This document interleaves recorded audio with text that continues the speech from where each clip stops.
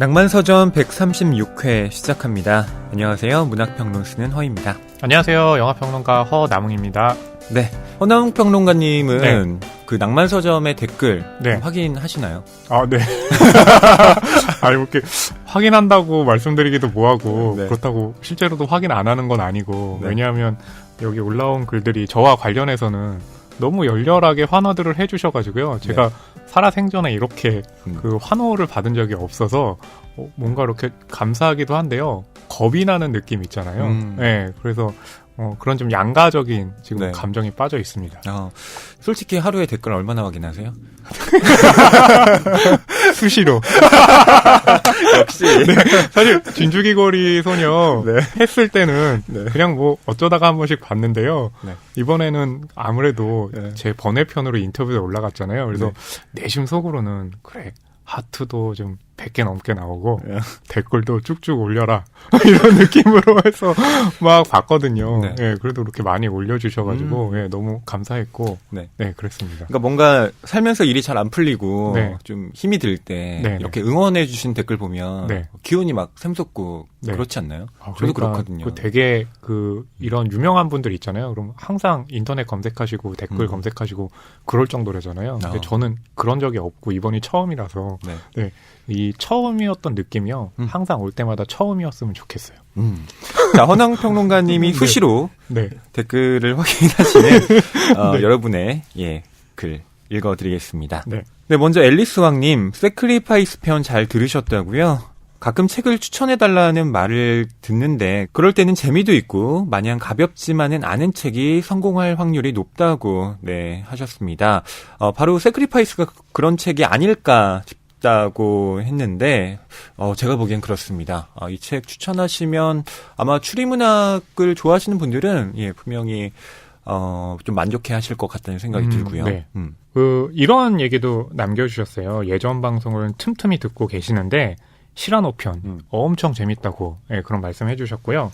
배경음악도 적절했고 어쩜 그리 하나같이 다들 연기를 못하시던지 이런 표현 좋네요. 그렇죠. 못하시던지 연기를 못했기 때문에 재미가 있으셨던 거죠. 연기를 못해야지 한번 잘했을 때 엄청나게 부각이 나타나잖아요. 좋네요. 그래서 그 재미가 쏠쏠했다고 하시면서요.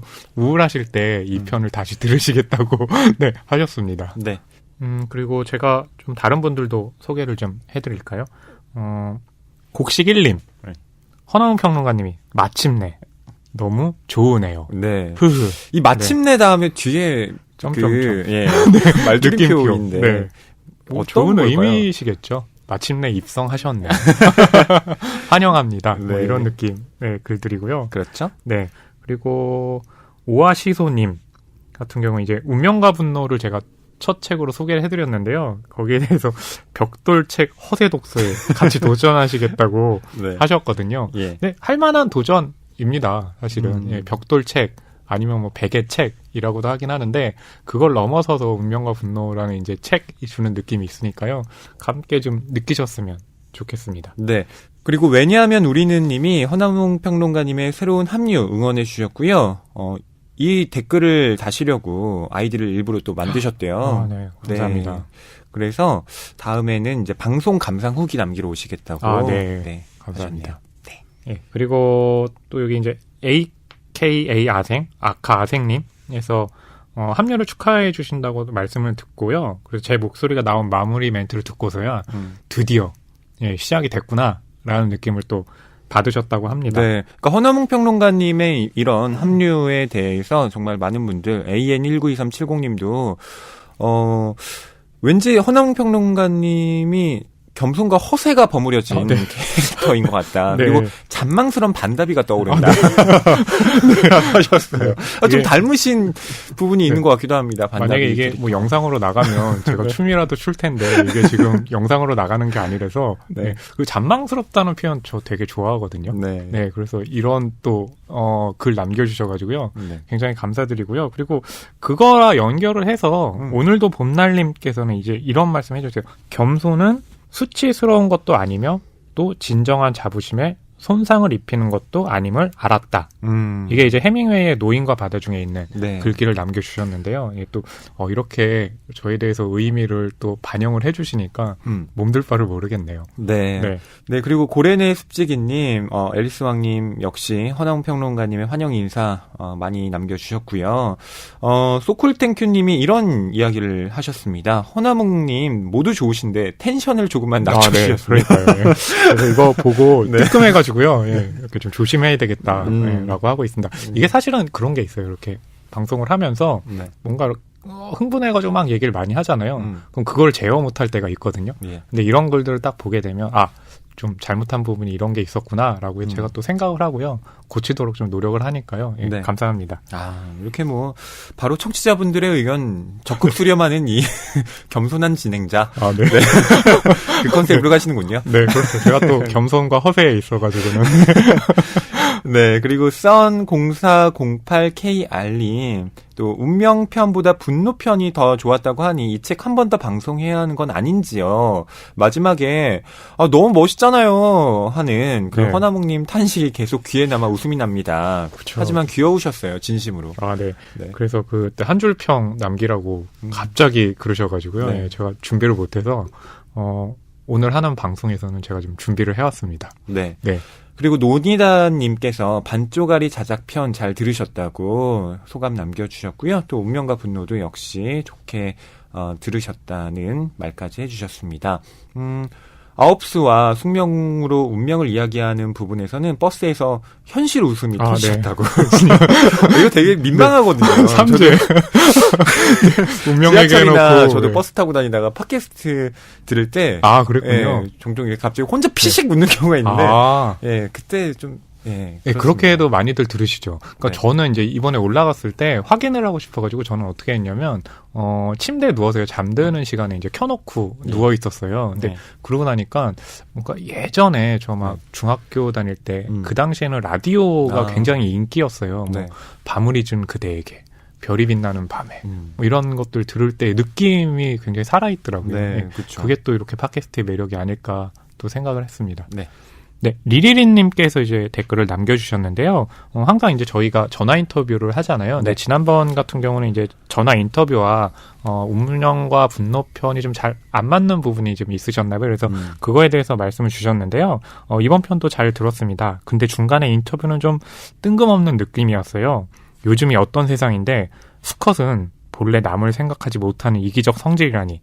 듣다가 불편해지셨다고 했거든요. 네. 예, 그래서 저희도 이렇게 전화 인터뷰를 하는 데 있어가지고 좀 더 고민을 해야 되겠다라는 또 각성을 하게 됐습니다. 그리고 저는 개인적으로는 리리리님의 의견에 동의를 합니다. 네.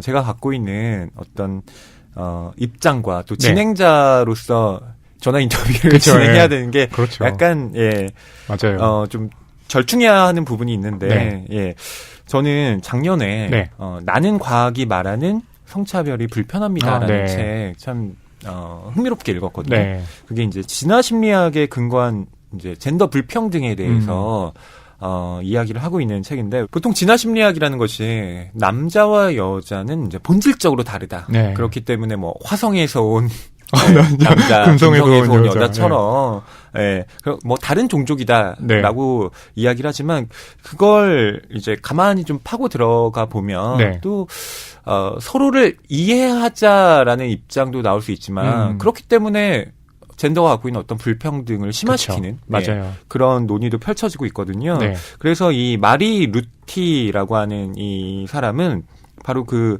과학이라는 이름으로 이야기되고 있는 이런 젠더 불평등이 사실은 얼마나 근거가 없는 것인지를 하나하나 논파하고 있습니다. 그래서 저는 낭만서점 청취자 여러분들이 이 책을 한번 좀 읽어보셔도 좋을 듯하다는 추천드립니다. 네, 저도 시간이 나면 꼭 읽어보도록 하겠습니다.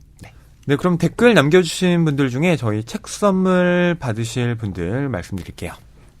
첫 번째 분은요. 이번에 방송을 듣고 처음 이제 가입을 하셨다는 분이셨죠. 왜냐하면 우리는 님하고요.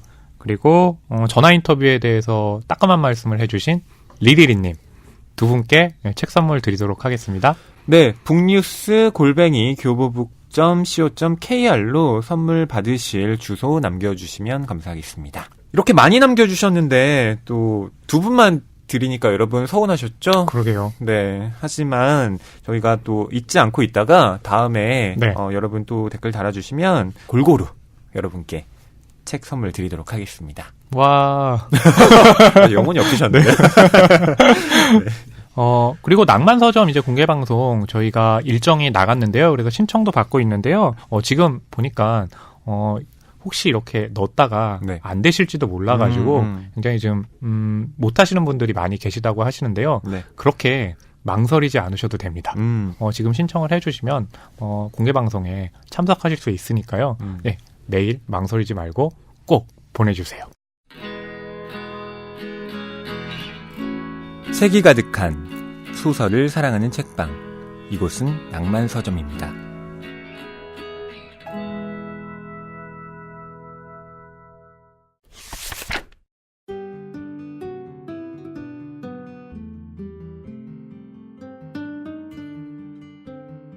이번 주 출판계 브리핑입니다. 첫 번째 소식입니다. 해민스님의 멈추면 비로소 보이는 것들, 영문판 영국 도서상 논픽션 부분 후보 올라. 아시아경제의 보도인데요. 해민스님의 에세이가 이 영문판으로 올해 영국 도서상 후보에 올랐다고 전하고 있습니다. 이 책은 지난 16일 올해 영국 도서상을 주관하는 출판업계 전문지 더 북셀러가 발표한 후보작 명단 중에 논픽션 라이프스타일 부분 후보에 오른 건데요. 1990년부터 시작된 이 영국 도서상은 아동, 데뷔소설, 소설, 범죄 스릴러, 논픽션 라이프스타일, 그리고 논픽션 내러티브, 오디오북 등 7개 분야에서 시상을 한다고 하고요. 수상작은 5월 14일 영국 런던의 그로브너 호텔에서 발표된다고 하니까요. 5월 14일 어떤 작품이 수상하게 될지 기대를 해봅니다. 네, 멈추면 비로소 보이는 것들 뭐가 보일까요? 뭐가 보이죠? 박다원 평론가님. 왜냐하면 저는 되게 당황하신 표정. 왜냐하면 멈춰본 적이 별로 네. 없어가지고 왜냐하면 뭔가 이렇게 일이 들어와야지 불안하지 않고 네. 그리고 일이 없으면 가만히 있으면 안 될 것 같으니까 어떻게든 뭔가 움직이거든요. 네.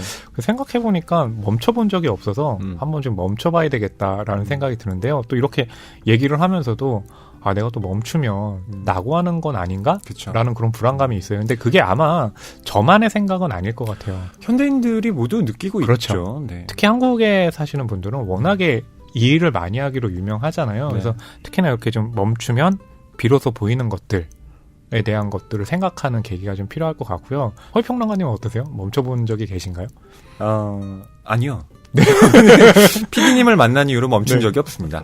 그럼 앞으로 네. 저도 멈추기가 힘들겠군요. 근데 이 멈춘다라는 것이 어떤 네. 활동을 멈춘다기보다는요. 그렇죠. 예, 바쁘게 흘러가는 어떤 일상 속에서 네. 저는 책을 읽는 행위, 네. 뭐 독서를 하고 함께 이야기를 나누는 것 자체가 네. 어떻게 보면 저한테는 멈추는 행위인 것 같아요. 그렇군요. 네. 네.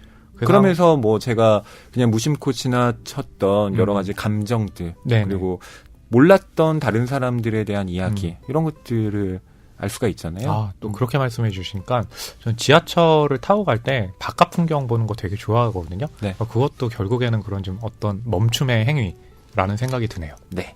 두 번째 소식입니다. 광화문 글판 대학생 에세이 공모라는 제목의 기사인데요. 서울신문의 보도입니다. 교보생명이 새봄을 맞아 이번 달 29일까지 2018 광화문 글판 대학생 에세이 공모전을 연다고 밝혔습니다. 광화문 글판 본편의 주제인 생명이나 희망 중 하나를 선택해서 본인의 경험이나 생각을 짧은 글로 풀어내면 되는데요. 국내외 대학생과 대학원생이라면 누구나 참여할 수 있고 작품은 교보생명 홈페이지로 제출하면 됩니다. 대상 수상자는 장학금 300만 원과 1년간 명예 광화문 글판 선정위원으로 활동할 수 있는 자격이 주어진다고 합니다. 글에 관심 있는 분들이라면 특히 대학생분들이라면 네. 굉장히 좀 솔깃하는 소식인 것 같네요. 네. 그리고 장학금 탐납니다. 네. 저는 대학 다닐 때 워낙 등록금 비싸잖아요. 그래서 그렇죠. 장학금 혹시 뭐 받을 거 없나 해가지고 네. 여기저기 게시판 다녔던 기억, 그리고 지원서 많이 냈던 기억, 그랬군요. 그리고 수없이 떨어진 기억. 많이 납니다. 저는 성적으로 장학금 한번 받은 적이 있습니다. 네, 이렇게만 말씀드릴게요. 자기 자랑. 네. 저는 뭐 이렇게 장학금 받으려고 뭐 신청하거나 그런 적이 없어서 화기평론가님을 이해할 수가 없네요. 저 허세. 네. 근데 저는 그 장학금도 좋은데요. 항상 이렇게 좀 광화문 광장 지나가면 그 글판 크게 쓴 거 보이잖아요. 그래서 그 글들 항상 보면서 또 굉장히 좋은 글귀라고 해가지고 마음에 남기도 했는데 여기 또 선정위원으로 1년간 활동하는 것도 굉장히 좀 의미 있을 것 같습니다. 네. 지금까지 이번 주 출판계 브리핑이었습니다. 낭만서점 136회 본격적인 방송 시작합니다. 오늘 다룰 책은요. 안드레 에치먼 작가의 그해 여름 손님입니다. 그리고 영화로 이제 콜미 바이 유어 네임이라고 또 개봉하기도 했잖아요. 그래서 이 책에 대한 관심이 그 어떤 때보다 굉장히 좀 높아져 있는 것을 느낄 수 있습니다. 네. 이 그해 여름 손님을 저희가 선택하게 된 이유는 무엇보다 이 영화가 좋다라는 얘기를 많이 들었기 때문입니다. 이 영화가 좋다고 제가 들었는데 이게 원작 소설이 또 있다는 거예요. 그렇죠. 그럼 자연스럽게 관심이 가지 않겠습니까? 그렇죠. 그래서 뭐 영화 평론가가 또 새로 합류를 하기도 했으니 이왕이면 이번에 이제 화제작이라고 볼 수 있는 이 콜미 바이 유어 네임, 이 그해 여름 손님을 다뤄보자. 뭐 이런 생각을 저희가 했던 거죠. 특히 지금 극장가를 보게 되면요, 이 해외 영화 중에 좋은 작품들이 너무 많아요. 아카데미 그 영화제에서 수상한 작품들이 정말 많이 개봉을 했죠. 그리고 여느 때와 다르게 그 작품들이 대개 보면 아카데미의 작품상 올라간 거 보면 몇 편은 좋은데 몇 편은 좀 떨어지는 작품들이 있어요. 근데 올해 같은 경우는 작품상에 오른 작품들이 대부분 좋았거든요. 그래서 영화계 쪽에서도 굉장히 좀 이례적으로 바라보고 있는데 그 중에서도 콜미 바이 유어 네임은 특히 더 좋거든요. 그래서 이 그의 여름 손님이라는 그 소설 자체가 저는 영화를 보고 나서 소설은 과연 어떻게 표현되어 있을까? 그것이 또 굉장히 궁금했거든요. 이 콜미 바이 유어 네임 3월 22일에 개봉을 했어요. 뭐 허나웅 평론가님이야 그 전에 보셨겠지만 저는 어제 그러니까 오늘 녹음일이 이제 3월 23일이니까 밤 10시 10분 영화를 봤습니다. 그게 밤 10시 10분에 본 게 그 스크린이 없었기 때문인가요? 아니면 그때밖에 시간이 안 되셔서 그러신 그때밖에 건가요? 시간이 안 됐어요. 그렇군요. 제가 그런 말씀을 드린 이유가 아무리 좋은 영화라도요, 스크린에 배정이 안 되면 보기가 굉장히 힘들어요. 그러니까 퐁당퐁당이라고 얘기를 하는데 그 퐁당퐁당이라는 개념이요, 오전 8시 그리고 새벽 12시 몇 분 이런 식으로 배정되는 작품들이 많아가지고요. 혹시나 그것 때문에 저는 늦게 보셨나 해가지고 그 걱정 때문에 말씀드렸던 거예요. 보통 우리가 알고 있는 뭐 멀티플렉스에서 상영하는 영화들은 그 시간대가 정말 좀 조밀하게 있거든요. 그렇죠. 근데 콜미 바이 유어 네임은 분명히 이런 다양성 영화들 중에서는 좀 높게 평가받는, 그리고 사람들에게 많이 이야기가 되는 작품임에도 불구하고 또 그렇게 시간대를 편하게 볼 수 있는 그런 시스템은 아니더라고요. 맞아요. 그렇기 때문에 좀 이렇게 저희가 또 책 소개를 하면서 이걸 계기로 영화까지 보셔가지고 관객들이 조금 는다면 그것도 굉장히 좀 의미 있는 일이겠죠. 이 콜미 바이 유어 네임 뭐 살짝 얘기를 좀 더 해보면 이 영화의 감독은 루카 구아다니노 감독이죠. 발음하기 되게 힘들죠. 구아다니노 감독. 루카 구아다니노. 저는요, 이 루카 구아다니노 감독을요 2년 전에 직접 만나서요 GV를 진행한 적이 있어요. 부산국제영화제에서. 그게 비거 스플래시라는 작품이었거든요. 틸다 스윈튼의 주연 영화였죠. 그래서 제가 또 틸다 스윈튼까지 함께 했다는 말씀 드리려고 했거든요.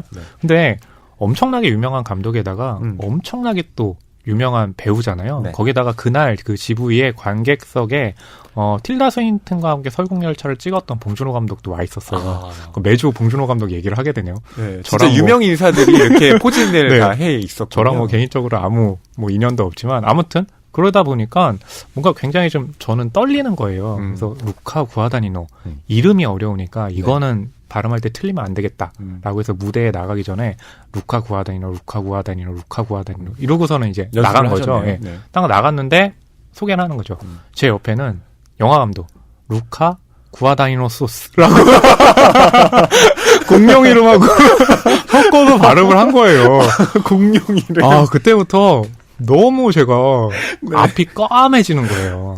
그래서 어떻게 진행했는지 모르겠는데 그래도 감독님이 또 그거를 또 굉장히 좀 그냥 이해해 주시고 넘어가가지고 예, 굉장히 좀 그때 뭐랄까 놀랐지만 그래도 뭐 감독님 때문에 안심했던 그런 느낌이었는데요.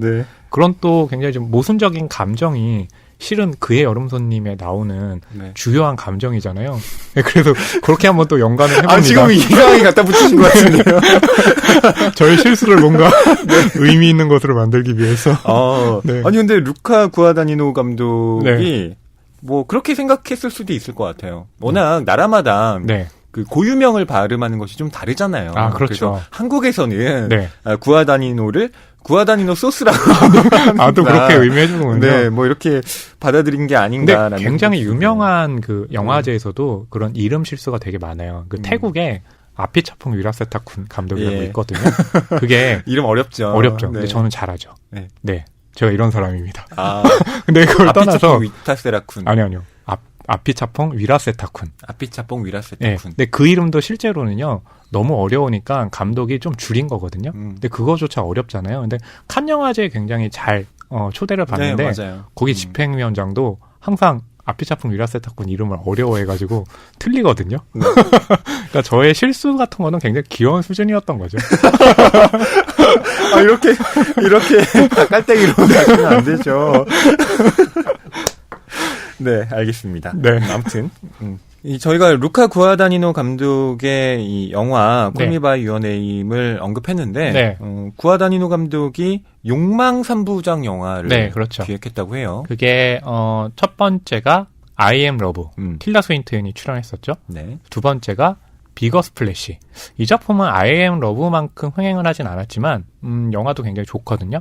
그리고 세 번째 마지막이 바로 이 Call Me By Your Name이거든요. 근데 그 앞선 두 작품과 좀 다른 게요. I Am Love와 비거 스플래시 같은 경우는 사랑에 대한 어떤 소유욕, 거기서 생기는 후회, 그리고 잡혀있는 어떤 감금된 어떤 느낌, 그런 것들이 굉장히 강한 작품이었거든요. 근데 이번에 이 Call Me By Your Name 같은 경우는 루카 구아다니노 감독이 뭔가 전작과는 다르게 청춘이 느끼는 첫사랑의 풋풋함과 또 거기서 생기는 관계의 긍정성을 다루겠다라고 해서 그 앞에 두 작품과는 굉장히 좀 결이 다릅니다. 그렇죠. 저는 이 Call Me By Your Name의 그 한국어 번역 제목이 그해 여름 손님인데 사실 좀 아쉬워요. 이 제목이 차라리 그냥 원제 그대로 갔으면 어땠을까라는 생각도 해봤거든요. 왜냐하면 그해 여름 손님 하면 물론 여름에 어떤 손님이 찾아와서 함께 그때를 보냈던 시절에 대한 기록이구나라고 좀 추상적으로 이해를 하게 되는데 이 Call Me By Your Name은 뭐 해석을 하면 너의 이름으로 날 불러줘잖아요. 기야. 아니죠. 느낌 살지 않아요? 그거는 이제 좀 더 제목이 시적이면서 이게 사랑에 대한 이야기구나. 그렇죠. 그러니까 명정하게 와닿아요. 그의 여름 손님이라는 것도 물론 뭐 설명하기엔 딱 좋긴 한데요. 이 작품 소설에서 다루는 것들은 당시에 느꼈던 첫사랑의 어떤 그런 기분이잖아요. 그래서 너의 이름으로 나를 불러줘라고 했을 때 그게 주는 굉장히 설레고 짜릿한 느낌이 있거든요. 그래서 이제 지금 말씀하신 것도 그 원제를 살렸다면 훨씬 더 그 느낌이 살았을 거다라는 이제 의미인 거죠. 자, 저희는 이 Call Me By Your Name의 원작 소설 이야기를 이제 해보도록 하죠. 뭐 영화와 소설의 내용이 아주 크게 다르지는 않습니다. 물론 변주된 부분이 있긴 하지만, 뭐 소설과 영화의 그 어떤 전체적인 구조 자체는 뭐 거의 흡사하죠. 맞아요. 근데 영화 이제 결정적으로 다른 건 뭐냐면 이 소설은 이 극 중에 관계를 관계를 나누는 엘리오와 올리버가 만나서 청춘에 느낀 17살, 24살 때 만난 사랑, 그리고 그 이후에 15년, 20년 후까지 다루고 있는데요. 영화는 딱 17살, 24살 때를 다루거든요. 근데 이 영화가 크게 성공을 했잖아요. 그래서 2020년 개봉 예정으로요. 그 후에 그 올리버와 엘리오가 또 만나는 그 과정 있잖아요. 그걸 영화로 만들기로 했어요. 실제로 영화에 출연했던 배우들도 그대로.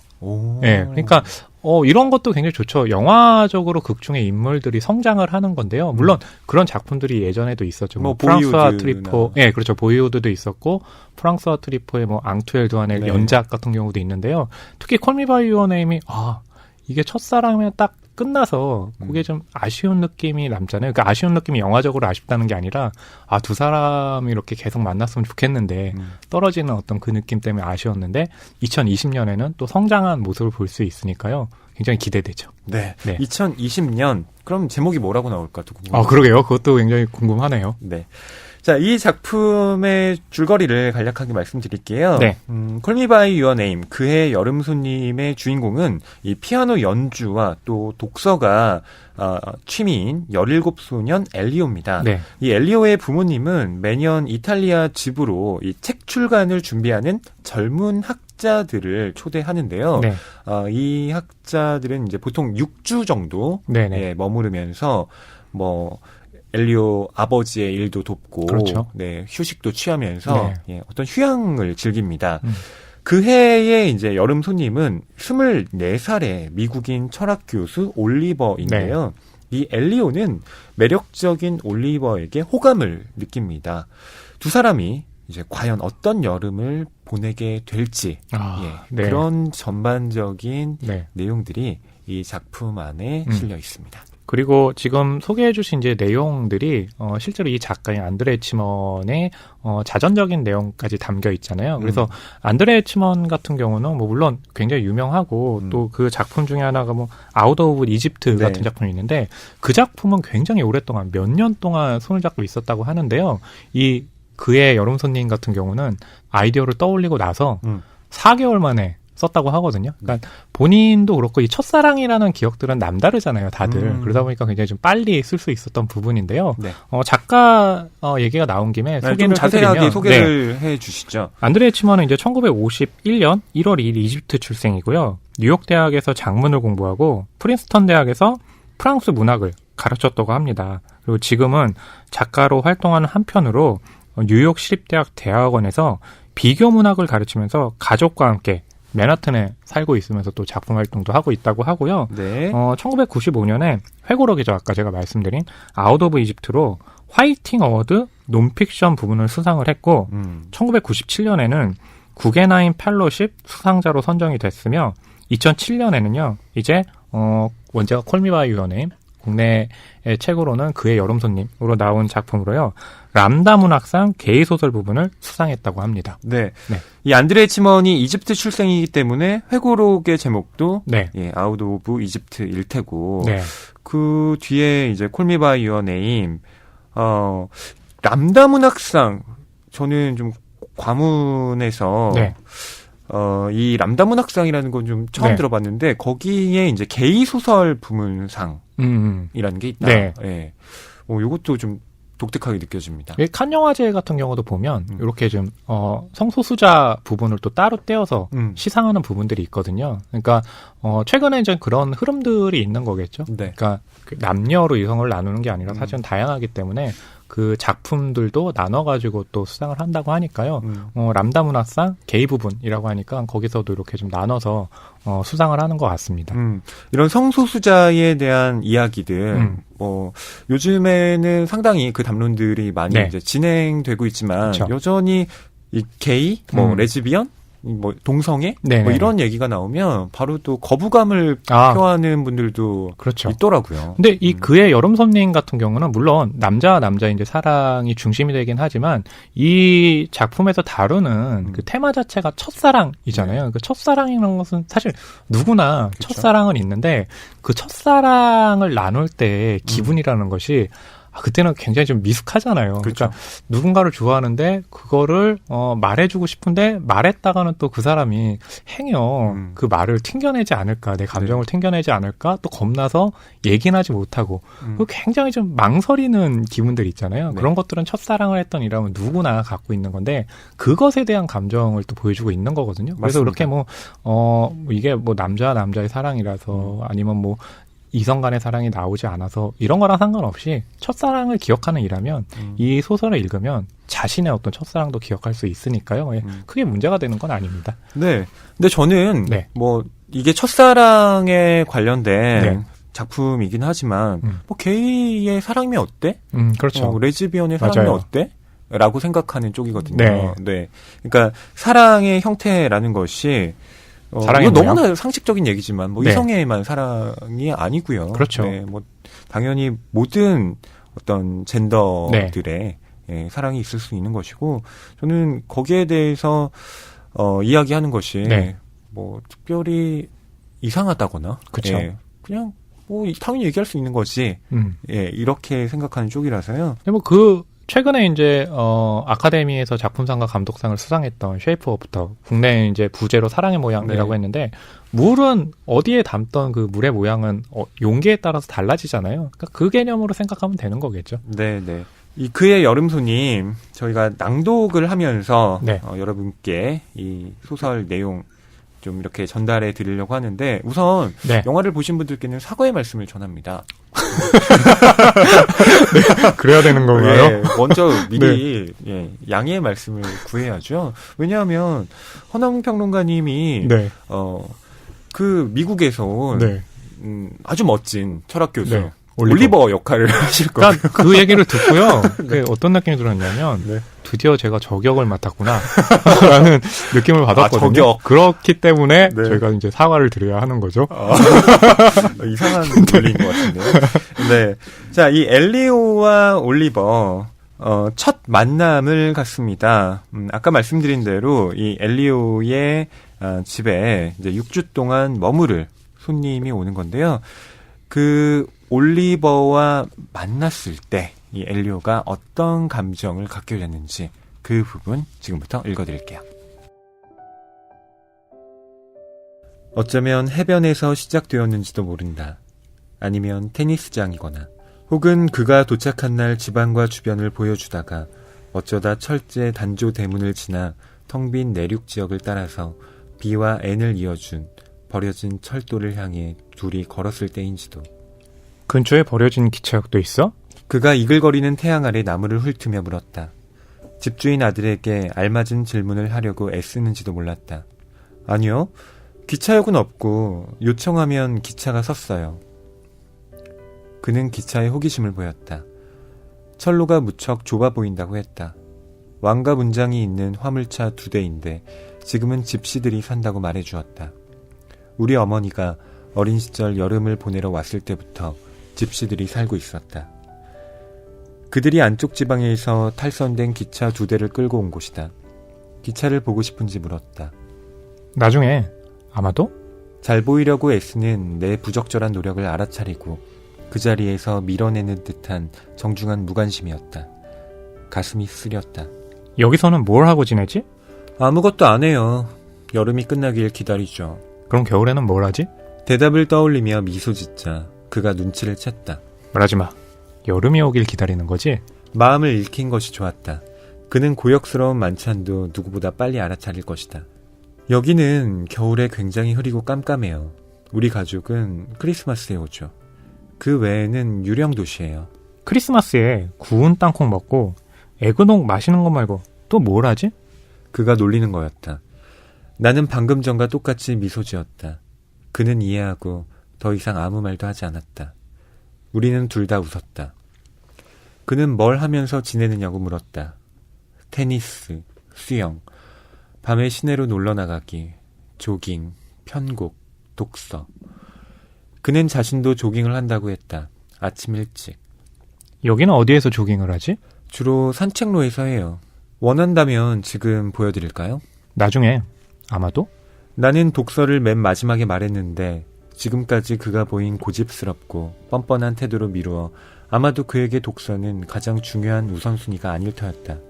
하지만 몇 시간 후 그가 막 헤라클레이토스에 관한 집필을 끝마쳤다는 사실이 떠오르면서 독서가 그의 삶에서 중요하지 않은 부분이 아닐지도 모른다는 생각이 들었다.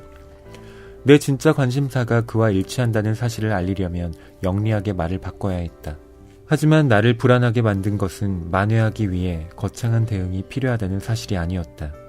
그때는 물론이고 철로 옆에서 나는 가벼운 대화에서도 내가 겉으로는 그렇게 보이지 않고 스스로 인정하지도 않았지만 이미 그의 환심을 사려고 애썼으며 실패했다는 달갑지 않은 불안감이었다. 모든 손님이 좋아했던 사실이 떠올라 그에게도 산자코모로 가서 죽어도 좋아 라고 불리는 종탑 끝까지 올라가자고 제안했을 때 나는 아무런 응수도 하지 않고 그냥 서 있지 말았어야 했다. 종탑 꼭대기로 데려가 마을과 바다, 영원을 보여줄 생각이었다. 하지만 그는 그러고 싶어 하지 않았다. 나중에. 자, 이 낭독이 이런 문장으로 시작을 합니다. 어쩌면 해변에서 시작되었는지도 모른다. 뭐가 시작된 걸까요? 엘리오가 올리버에게 보이는 관심, 아니면 또 둘의 사랑일 수도 있죠. 사실은 엘리오의 시점에서 얘기가 되기 때문에 계속해서 이제 불안한 모습 보이잖아요. 올리버가 과연 나를 좋아할까. 근데 이렇게 읽다 보면 올리버도 엘리오에게 관심이 있었던 건데 엘리오는 그 사랑이라는 거에 대해서 처음이니까 그거에 굉장히 혼란스러운 거잖아요. 또 겁도 많이 나고. 네. 근데 올리버는 24살이잖아요. 7살 차이나 나니까 아마 연애에 대한, 사랑에 대한 감정은 엘리오보단 많을 거예요. 네. 그래서 올리버는 엘리오보다는 훨씬 더 성숙하고 또 계산적인 어떤 그런 그 관계를 잘 가져가거든요. 근데 엘리오의 시점이니까 모르는 거죠. 올리버에 대한 사랑을. 그래서 여기 보면 계속해서 문장을 딱 닫는 게 아니라 계속해서 여지가 남아요. 네. 그러니까 나중에라는 그 표현도 굉장히 중요한 게 나중에라고 했을 때, 그러니까 우리 함께 만날까라고 했을 때 좋아하면 그래 만나라고 하지만 나중에 그 의미는 지금 만나고 싶지만 용기가 없으니까 자꾸 유예하는 거죠. 네. 그런 의미가 담겨 있고, 그리고 또 이 나중에라는 그 단어 그리고 문장이 또 하나 갖는 의미는 이 작품은 이 글쓴이가 사실은 첫사랑을 회고하는 그런 느낌이잖아요. 그렇죠. 그러니까 나중에라는 미래에서 나의 첫사랑을 봤을 때 내가 어땠을까라는 그런 관점을 또 보여주고 있는 것이기도 하죠. 네. 허나웅 평론가님이 적절하게 말씀을 해주셨는데 지금 두 사람이 처음 이 만나서 뭔가 약간의 밀당을 하는 느낌이 나는 그렇죠. 시작하는 어떤 관계에 있어서 항상 있잖아요. 그러니까 내가 어떤 행동을 했을 때 저 사람이 어떻게 생각할까? 혹시 내가 좀 실수한 거 아닐까? 이런 조마조마한 마음이 그렇죠. 지금 엘리오에게 있는 거예요. 그리고 아주 작은 성의를 이 올리버가 표현했을 때 말하지 마. 여름이 오길 기다리는 거지? 라고 딱 물었을 때 마음을 읽힌 것이 좋았다. 요 한마디에 이렇게 바로 안심을 하고 그렇죠. 행복해하는 이 모습 참 뭐 사랑을 이렇게 맞닥뜨렸을 때는 누구나 이렇게 불안하고 맞아요. 또 한편으로는 그 조그마한 것에서 무한한 행복을 느끼고 맞아요. 비슷하구나라는 걸 느끼게 돼요. 그러니까 풋풋한 어떤 느낌들이 있는 거거든요. 그러니까 마음을 전달하지 못하니까 상대방이 내 마음을 어떤 식으로도 좀 알아줬으면 좋겠다라는 그런 심리가 그쵸. 있잖아요. 근데 그거를 살짝 올리버는 알고 있었고 처음부터 그걸 대놓고 얘기한 게 아니라 또 살짝만 또 드러내놓음으로써 올리버가 엘리오의 마음을 좀 흔들게 하는 그런 그렇죠. 느낌까지 있는 거죠. 근데 여기까지는 또 그런 생각이 들어요. 이게 과연 그 사람에 대한 사랑인지 아니면 동경인지. 그 그러네요. 감정 자체가 모호하죠. 그렇죠. 이걸 애초에 이거 사랑이야라고 하는 거 저희가 작품을 다 읽었으니까 한 얘기고. 그렇죠. 맞아요. 여기까지만 보면 그냥 멋있는 어떤 선배가 있으면 와, 저 선배처럼 좀 되고 싶다. 약간 롤 모델의 느낌이 있잖아요. 그렇죠. 과연 엘리오가 어떤 마음을 갖고 있는지는 뭐 여기에서는 또 아주 정확하게 서술이 돼 있지는 않죠. 그러니까 그 말씀 하시면서 이제 또 이 소설의 설정이 굉장히 중요했다고 하는 게 엘리오는 그 피아노를 치면서 작곡을 하잖아요. 그리고 올리버 같은 경우는 24살인데 이미 콜롬비아에 소재한 대학에서 대학 교수로 있는데 거기다가 또 막 생긴 것도 정말 미국 스타일인데 거기에 대한 동경이 엘리오가 있잖아요. 그러다 보니까 말씀하신 것처럼 일종의 롤모델일 수 있으니까 사랑이라는 감정 전에 저 사람이 나에게 주는 특별한 어떤 느낌들이 있었던 거죠. 그래서 말씀하신 것처럼 첫사랑을 할 때 그게 이게 사랑인가? 그런 거랑 관계없이 남다른 감정에 대한 표현이라고 또 표현하면 좋겠죠. 네. 그리고 제가 이 장면을 읽으면서 가장 부러웠던 건 이탈리아의 17살 학생이 네. 여름방학에 하는 것이 네. 테니스, 수영, 네. 밤에 시내로 놀러 나가기, 네. 조깅, 편곡, 독서. 네. 라는 겁니다. 그랬군요. 네. 근데 바로 이 부분 때문에 네. 콜미 바이 유어 네임을 본 네. 어떤 비평가들의 경우에는 네. 이 영화가 너무 부르주아적이다라는 비판을 그렇군요. 하기도 했어요. 네. 근데 저는 그런 느낌보다는 말씀하신 것처럼 그 17살 때 굉장히 여러 가지 활동을 하잖아요. 만약에 정말 한국처럼 입시에 찌들었다면 누군가를 봤을 때 그게 사랑인지 아니면 누군가 동경하는지 그것에 대한 감정을 이거는 대학 가서 해야 돼. 라고 생각하고 사실 덮어뒀을 거잖아요. 근데 여기에 나오는 엘리오의 환경은 그렇지 않잖아요. 그렇죠, 그렇죠. 예. 그러니까 이 환경, 엘리오와 그리고 올리버가 지금 한 장소에서 있을 수 있는 것도 어떻게 보면 이 엘리오의 부모가 그렇죠. 아주 뛰어난 어떤 지적 능력을 가진 엘리트고, 예, 이런 어떤 문화 자본을 갖고 있는 거잖아요. 예. 그래서 그런 점을 미국의 어떤 비평가가 지적을 하는 걸 보고 그랬군요. 뭐 그렇게 볼 수 있겠구나. 근데 그게 꼭 이 작품에 대한 비판일 수 있다는 점에는 동의를 하지만 그쵸. 이 작품이 지향하고 있는 점과는 또 그렇게 맞지 않는 그런 비판이라는 생각도 들긴 해요. 부르주아의 느낌도 있긴 하지만 저는 그걸 부르주아의 느낌보다는 첫사랑에 대해서 굉장히 긍정하는 작품인데요. 긍정하는 작품이다 보니까 여기 나오는 이탈리아의 그 배경 자체 소설에서도 굉장히 동경하게 썼지만 영화 속에서도 보면 저기 좀 가고 싶다라는 느낌 들게 하거든요. 그러니까 누구에게나 있는 첫사랑에 대해서 사람들이 굉장히 좀 아름답게 생각할 수 있도록 만든 거거든요. 그래서 저는 그게 부르주아의 어떤 계급을 얘기한다기보단 첫사랑에 대한 어떤 아름다운 포장지라는 개념으로 생각을 하면 전 더 좋지 않을까 봤습니다. 네. 자, 엘리오가 지금 올리버와 만나서 어떤 호감을 느끼게 되는데, 본인도 좀 혼란스러워하는 것 같아요. 이 그렇죠. 감정이 그 사람에 대해서 한없는 어떤 집착으로, 이렇게 발화를 하기도 하다가, 그게 어떤, 냉담함, 미움, 이런 것으로 가기도 합니다. 근데 아주 이 엘리오가 독특한 게, 올리버를 좋아하면, 올리버 어떻게 좀 자기가 좀 잘 돼 보려고 많은 노력을 할 텐데 그런 와중에 이웃집 친구죠. 키아라라는 소녀가 있는데 이 소녀와 올리버를 또 이어주려고 해요. 그렇죠. 그러니까 그게 굉장히 모순된 감정인 거잖아요. 이게 표현도 소설에도 그렇게 나오긴 하는데 수치스럽지만 사랑스러웠고 부끄러웠지만 찬란했다라고 하는 그 어떤 느낌들이 보면 연결되는 건 아니잖아요. 굉장히 극단적인 어떤 느낌들인데 그게 사랑이라는 감정? 우리는 계속해서 이제 사랑이라는 감정 얘기하는데 그거가 무엇인지 잘 모르니까 자꾸 이제 엘리오 같은 경우는 행동들이 모순되는 거죠. 너무나 사랑하지만 주변에 있는 사람과 엮여주려고 하면서 자신의 마음을 올리버에게 표현을 하고 이런 것들. 이게 바로 우리가 처음 사랑을 경험하게 될 때 느끼는 그런 시행착오들이잖아요. 그래서 아마 그런 식의 어떤 모순된 행동을 한 건 아닐까 추측해 봅니다. 이 루카 구아다니노 감독이 욕망 3부작의 마지막으로 이 작품을 택했잖아요. 근데 엘리오라는 캐릭터가 진짜 그 욕망의 어떤 무방향성. 그렇죠, 맞아요. 아주 극명하게 체현한 캐릭터가 아닌가 싶어요. 왜냐하면 이 캐릭터는 자기가 정확하게 뭘 원하는지 잘 모르는 것 같다는 생각이 들거든요. 그 잘 모르는 걸 실은 이제 나이를 먹었을 때 바라보게 되면서 그때 이랬었구나 라고 이제 바라보는 어떤 그 시점이 이 소설은 되게 중요하였던 거죠. 자, 이 키아라와 그리고 올리버 두 사람을 연결시키려는 이 엘리오의 마음이 어떤지 지금부터 여러분께 직접 읽어드릴게요. 어느새 올리버와 키아라가 함께 있을 때 뭘 할까만 생각하기 시작했다. 둘만 있는 기회를 망치는 일이라면 뭐든지 할 수 있었다. 두 사람을 이간질하고 싶었다.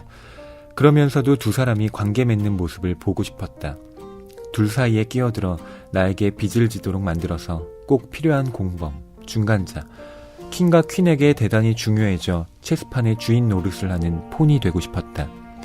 나는 그들의 관계를 전혀 눈치채지 못하는 척하면서 두 사람에게 각각 상대방을 좋게 말하기 시작했다. 그는 내가 수줍어한다고 생각했고 그녀는 내가 자신을 배려한다고 여겼다. 내가 키아라를 좋아하게 만들려고 하는 건가? 해로울 거 없잖아요? 해로울 거 없지. 하지만 내가 알아서 하고 싶은데 너만 괜찮다면 말이지? 내가 진정 원하는 게 뭔지 이해하기까지는 시간이 좀 걸렸다. 그를 내 앞에서 흥분시키거나 나를 원하게 만드는 것뿐만 아니라 그가 그녀 없는 곳에서 그녀에 대해 말하게 만들려는 것이었다. 키아라를 남자끼리 하는 뒷말의 대상으로 만드는 것이었다. 그녀를 이용해 우리의 대화가 활기를 띠고 같은 여자한테 관심 있다는 사실을 인정함으로써 거리를 메울 수 있을 테니까. 어쩌면 그냥 내가 여자를 좋아한다는 사실을 알리고 싶었는지도 모른다. 생각해줘서 고마운데 그럴 필요는 없어. 그의 단호함은 내 계략에 휘말리지 않을 것임을 일러주었다. 내 처지를 자각하게 만들었다. 그는 고결한 부류야. 나처럼 사악하고 천하고 교활한 사람이 아니다. 그런 생각이 들자 괴로움과 수치심이 몇 배는 더 심해졌다. 이제 나는 키아라처럼 그를 원한다는 사실에 수치심과 함께 그를 존경하면서도 두려워했고 나 자신이 싫어지게 만드는 그가 증오스러웠다. 저는 사실 이 대목 보면서 어떤 이미지가 떠오르냐 하면은 원 안에 원이 있다는 이제 느낌인데 뭐냐면 그 엘리오의 감정이라는 게 네. 작은 원 안에 있으면서도 자꾸 밖으로 튕겨 나가려고 그러잖아요. 그렇죠. 이 올리버에 대한 어떤 감정에 대해서 혼란을 느끼니까 근데 튕겨 나가더라도 그 작은 원 밖에 있는 큰 원 밖으로는 나가지가 않아요. 그러니까 그 자장 안에서 계속해서 도는 거죠. 네, 그런 느낌을 이제 이 대목에서 받았습니다. 네. 이 엘리오가 어쨌든 올리버를 좋아하는 건 틀림이 없어요. 네, 그런데 맞아요. 그 좋아한다라고 했을 때 우리가 일반적으로 갖는 네. 어떤 생각이나 또 행동을 네. 뛰어넘는 그렇죠. 네. 우리의 예상을 네. 비껴가는 방식으로 네. 엘리오가 네. 예, 어떤 일들을 해나가거든요. 그런 점에서 사실 이 키아라와 올리버가 네. 맺어져서 네. 두 사람이 관계 맺는 모습을 보고 싶다. 네. 그러니까 이 욕망도 네. 좀 기묘하게 느껴지는 거죠. 그러니까 본인이 지금 나서질 못하니까 자기를 대신해서 엘리오의 분신 같은 그렇죠. 개념을 만드는 거예요. 그게 이제 키아라고 키아라가 올리버와 관계를 갖게 된다면 이제 엘리오는 키아라의 이제 심리에 빠져가지고 올리버를 느끼게 되겠죠. 그러니까 단계별로 엘리오가 올리버에게 다가가는 그러니까 그 나름의 어떤 작전이었을 거예요. 근데 그 제3자 입장에서 봤을 때는 이상한 거죠. 그렇죠. 예, 좋아하면 그냥 좋아한다고 얘기하면 되는데 자꾸 주변에서 배회를 하고 있으니까. 그러니까 이 작품을 네. 정신분석학에서 네. 예, 이렇게 해석을 하면 네. 참 해석거리가 풍부한 예, 그런 작품이라는 생각이 들어요. 아니, 지난주에는 타로 말씀하시더니 정신분석학까지 지금 다 하고 계신 거예요? 뭐 네. 정신분석학을 워낙 네. 비평학 쪽에서 많이 또 도입을 하고 그렇죠. 있으니까 네. 예, 말씀드리는 것인데 네. 뭐 결국 자기의 욕망을 이제 뭐 대리투사한다라고 네, 그렇죠. 볼 수도 있지만 저는 그보다 이 엘리오라는 사람이 갖고 있는 네. 어떤 그 근원 네. 이 욕망을 계속 네. 들여다보고 싶더라고요. 네. 그렇구나. 그걸 이제 뭐 정신분석학의 용어로 좀 세련되게 네. 예, 뭐 표현할 수도 있겠지만 그런데 또 어떤 지점에서는 네. 이 키아라를 이용하는 듯한 네. 그렇죠. 느낌을 네. 예, 여러분이 받으실지도 모르겠어요. 그러니까 결국 자기 욕망을 지금 충족시키려고 네. 키아라를 어떻게 보면 그렇죠. 예, 이용한 지금, 거죠. 예, 이용하려고 하는 거고 네. 또 저희가 뒤에 이야기를 하겠지만 마르지아라고 하는 네. 이 엘리오의 또 여자친구가 있거든요. 맞아요. 이 친구와의 관계를 또 어떻게 해명해야 할까 예, 이런 것도 좀 논의를 해봐야 될 것 같은데 네. 엘리오가 결국 다른 사람을 네. 뭐 이게 본의 아니게라고 네. 말을 붙이긴 하지만 네. 정말 상처를 입히는 것 같아요. 그러니까 그게 그 상황이 이제 마르지아와의 또 일종의 연애 관계가 있는데 네. 그게 어떻게 된 배경이냐면 올리버가 그러니까 계속해서 저녁에 사라지고 또 옆집에 사는 이제 비민이라는 아이도 있는데 올리버를 또 좋아하고 이러면서 또 엘리오가 상상하기엔 두 사람의 또 뭔가 또 끈끈한 거 이상이 뭐가 있어라고 생각을 하니까 질투심이 이제 난 거고 본인도 거기서 이제 뒤지긴 싫은 거죠. 그러다 보니까 어떻게 보면 키아라를 이용한 것처럼 마르지아를 이용해가지고 본인도 좀 관계를 가지면서 올리버를 어떻게 좀 자극해볼까라는 그런 느낌까지 이제 들게 만드는 거거든요. 이게 저는 그 심리 중에 하나가 또 예전에 뭐가 생각나냐면, 저는 이제 남자 중학교, 고등학교 나왔는데, 네. 좋아하는 여자 생기면 꼭 친구들한테는 얘기하잖아요. 쟤 정말 예뻐, 너무 좋아. 라고 하는데 정작 당사자가 나타나면 말도 못하고 네. 꾸물꾸물하는 그런 느낌들이 있잖아요. 그쵸. 네. 그런 심리라는 게 지금 보였던 거죠. 그러니까 이 마르지아를 이용한 네. 네, 질투 작전이라고 네, 그렇죠. 예, 말씀하셨지만 네. 소설은 그런 심리가 네. 좀 더 복잡하고 네. 세밀하게 맞아요. 묘사가 돼 있어요. 예. 그냥 내가 마르지아랑 만나면 올리버가 질투하겠지? 뭐 단순한 생각은 아닌 것 같고 네. 이 마르지아와의 관계에서도 어떻게 보면 이 엘리오가 충족감을 느껴요. 그렇죠. 그러니까 엘리오가 올리버를 좋아하는 게이다. 뭐 이렇게 뭐 여러분 이 소설을 보시면 뭐 영화를 보시면 그렇게 생각을 하시겠지만 또 이렇게 맥락들을 살펴보면 네. 엘리오는 다른 여자들과도 네. 얼마든지 관계를 맺을 수 있는 네. 예, 그런 사람입니다. 그 심리는 굉장히 복잡한데 특히 이제 처음 그 남다른 어떤 애틋한 감정을 갖게 될 때는 더 혼란스러웠겠죠. 그러니까 그게 굉장히 복잡한 어떤 느낌들이 저는 이 소설에서 굉장히 좀 뛰어났던 게 그 복잡한 심리를 문장으로 표현한 것들이 굉장히 흥미로웠거든요. 네. 가령 뭐 이런 문장이 있어요. 뭐 예전에도 들은 적이 있다. 죽도록 원하지만 시작하면 참을 수 없을지도 모르니 아예 시작하지 않겠다. 그러니까 짧게 그냥 아예 시작하지 않겠다라고 되긴 하지만 그 전에 이미 2번을 꼬아가지고 네. 마지막 문장에 맞아요. 다다르거든요. 그게 이제 엘리오가 하는 어떤 그 심정일 수도 있는데 그런 것들이 이 문장 안드레 치먼이 굉장히 좀 뛰어난 문장력이라는 생각이 들었어요. 문장이 시적이에요. 맞아요. 그러니까 시라고 하는 것이 네. 어떤 단어에 네. 복합적인 의미, 네. 예, 중증적인 뜻들을 예, 집어넣는 거잖아요. 네. 예, 그럴 때 이 문장이 만들어내는 어떤 파문들이 네, 그렇죠. 예, 우리가 상식적으로 생각하는 범주를 훌쩍 네. 예, 초월해버립니다. 네. 한 인간이 네. 이토록 다양한 어떤 그 감정의 스펙트럼을 네. 가질 수 있구나라는 그쵸. 걸 보여주는데요. 이 마르지아와 엘리오의 대화도 여러분께 네. 읽어드릴게요. 네. 저희가 읽어드릴 부분은 지금 엘리오와 마르지아가 이제 함께 서점에 갔던 거죠. 네. 그래서 서점에서 이 엘리오가 시집을 한 권 선물을 합니다. 마르지아에게. 네. 예, 그 시집의 또 제목도 특별해요. 네. 사랑한다면. 네, 그 시집을 받은 마르지아가 네. 이제 엘리오에게 묻습니다. 이 마르지아와의 대화, 마르지아를 원래 허나운 평론가님이 하려고 했는데요. 저희가 녹음을 좀 진행하다가 도저히 이건 안 되겠다. 너무 경박한 마르지아가 지금 나온다라는 판단하에 급히 지금 밖에서 저희 녹음을 맡아주고 계시던 김수진 PD님을 모셨습니다. 왜 나한테 책을 사준 거야? 그걸 왜 물어보는지 모르겠어. 내가 왜 물어보는지 바보 촌치라도 알 거야. 하지만 너만 몰라. 알아내봐. 아직도 모르겠어.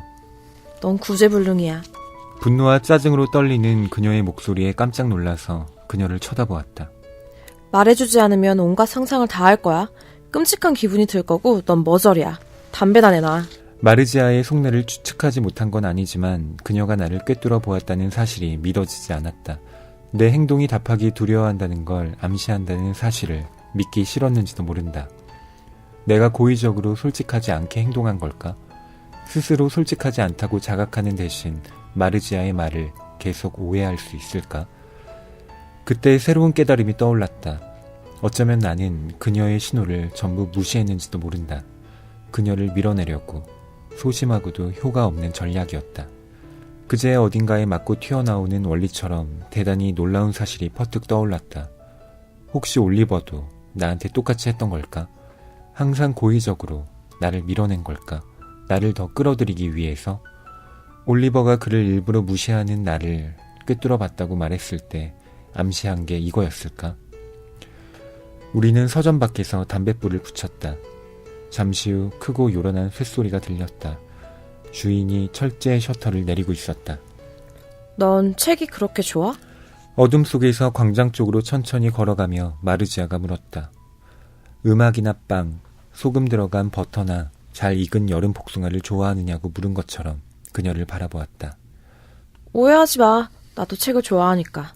하지만 아무한테도 말하진 않아. 마침내 독서에 대한 진실을 이야기하는 사람을 보는구나 싶었다. 왜 아무한테도 말하지 않는지 물었다. 몰라. 생각해볼 시간이 필요하거나 답하기 전에 얼버무릴 때 마르지아가 즐겨하는 말이었다. 책을 좋아하는 사람들은 숨기는 게 있어. 자신을 숨기거든. 자신을 숨기는 이유는 자신이 마음에 들지 않기 때문인 경우가 많아. 너도 자신을 숨겨? 나? 아마도 그럴걸? 나는 평상시라면 절대로 용기가 나지 않았을 질문을 던지는 자신을 발견했다. 나한테도 숨기니? 아니, 너한테는 아니야. 어쩌면 맞아. 조금은 그럴지도. 뭘 숨기는데? 뭔지 알면서.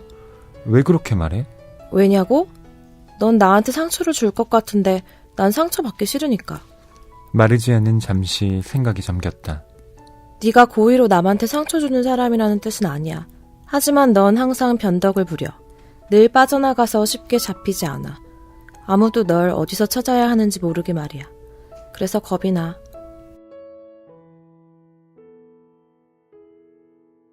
이렇게 제자리를 뺏기다 보니까 엘리오의 심리를 이해할 수 있게 되는 게 네. 질투심이 생기는 거예요. 마르지아님한테요? 네, 마르지아를 말해야 될 자리가 난데. 네. 네, 그러니까 제가 피디님에게 투사를 해서 허위평론가님과 대화를 나누듯 했던 거죠. 네. 근데 이 마르지아에게 네. 지금 엘리오가 책 선물을 했잖아요. 네네. 사랑한다면. 네네. 이건 뭐 그렇죠. 누가 봐도 고백이잖아요. 고백을 그렇죠? 한 것처럼 생각이 되는데 네. 엘리오는 또 그게 실제로 사랑한다면을 고백을 한 걸까 아닐까 애매하니까 확인을 계속 마르지아가 하잖아요. 그렇죠. 예. 그러니까 너는 이렇게 잡힐 것 같은데 빠져나가. 그렇죠. 그게 마르지아에게만 그러는 게 아니라 올리버에게도 그랬던 거죠. 맞아요. 예. 그리고 마르지아가 이 엘리오의 성격적 특징을 네. 한마디로 파악을 해냅니다. 네. 넌 항상 변덕을 부려. 네. 그런 그 대사가 생각나네요. 네. 예전에 이제 봄날은 간다에서 그 유지태가 어떻게 사랑이 이렇게 변하니라고 했을 때 이영애가 사랑은 변하는 거야. 라는 어떤 그 뉘앙스의 얘기를 했잖아요. 아니 뭐 사랑은 변하는 거야라고 정확하게 답하진 않았고. 네, 그렇죠. 예. 그냥 우리 헤어져. 뉘앙스가 네, 바로 있었던 그냥 거죠. 그렇게만 네. 말을 하죠. 그러니까 사랑이라는 것도 굉장히 생물과 같아가지고 항상 고인물이 아니라 계속 변화를 하는데 사실 지금 그런 걸 알 수는 없겠죠. 네, 그리고 제가 이렇게 의미 부여한 것도 너무 좀 의미를 부여한 측면도 있는데 여기서 보이는 거는 그러니까 엘리오에 관한 어떤 심리가 어떤 것이었다. 그리고 그것이 마르지아에게뿐만 아니라 올리버에게도 다르지 않다. 네. 그러니까 그가 갖는 감정이라는 것은 누구에게나 똑같았다라는 것을 보여주는 거겠죠. 또 이 엘리오가 17살 네. 소년이라는 걸 좀 염두를 해둘 필요가 있을 것 같아요. 맞아요, 맞아요. 사춘기죠. 그렇죠. 저도 사춘기를 되돌아보면 네. 되게 아침에는 기분 막 좋았다가 네. 뭐 한 점심 때쯤 되면 진짜 네. 사는 게 왜 이러지? 뭐 이런 어떤 자괴감 같은 것도 빠지고. 저는 감정의 기복이 정말 심했던 것 같아요. 되게 이상한 사람이었네. 지금도 이상하지만 그 사춘기 시절은 유독 더 심했던 것 같습니다. 그러니까 그런 느낌 들어요. 이게 시적이라는 느낌이라고 얘기했을 때 뭐든 우리의 인생 자체가 시적이긴 한데 저는 이 책을 읽으면서 내가 가장 시적이었던 그 시기는 언제였을까? 그러니까 시라는 것은 우리가 정말 말로 설명하기 힘든 어떤 상황이나 감정이라는 것을 이제 시로서 풀어가는데 그렇죠. 언어의 극한을 그렇죠. 계속 시험하는 거죠. 언어의 극한이 들어가는 부분들이 이제 감정의 복잡성, 입체성이라고 했을 때 그런 복잡성, 입체성이 가장 극단적으로 드러났던 시기가 언제였을까? 아마 그것의 한 사례가 사랑이라는 감정을 처음 이제 겪게 됐을 때 보이는 그 순간인데요. 그러니까 그런 것들을 이제 시적으로 표현한 부분이 또 이 책이 아닐까라고 봤던 거죠. 네. 저희가 이 마르지아와 또 엘리오의 이 대화를 낭독해 드린 건, 이건 시간적으로는 엘리오와 올리버가 아주 의미심장한 대화를 네. 나눈 이유입니다. 네네. 예. 그래서 저는 이 엘리오의 네. 이런 말과 행동들이 네. 좀 와, 이럴 수 있구나. 네, 갑자기. 예. 네. 얘는 진짜 다채롭구나. 네. 네, 이런 생각을 하게 만들었는데요. 항상 시작이 힘든 거잖아요. 네. 한번 터지면. 그러니까 이 마르지아와의 관계 전에 네. 올리버와 나눈 대화. 그렇죠. 사실은 고백을 하는 거거든요. 네. 그리고 두 사람이 마음을 확인하는 장면이 나옵니다. 네. 그리고 거기서 또 우리가 전혀 상상할 수 없었던 행동을 이제 엘리오가 올리버에게 하는 부분들이 있거든요. 네. 네, 그거조차도 굉장히 좀 놀라웠죠. 그렇습니다. 네. 그러면서 이 두 사람이 이제 사실은 우리가 연결되어 있구나. 네, 이런 마음을 확인하는 네. 그 장면 좀 읽어드린 다음에 대화를 더 이어나가 볼게요. 넌 모르는 게 없지? 난 아무것도 몰라요, 올리버.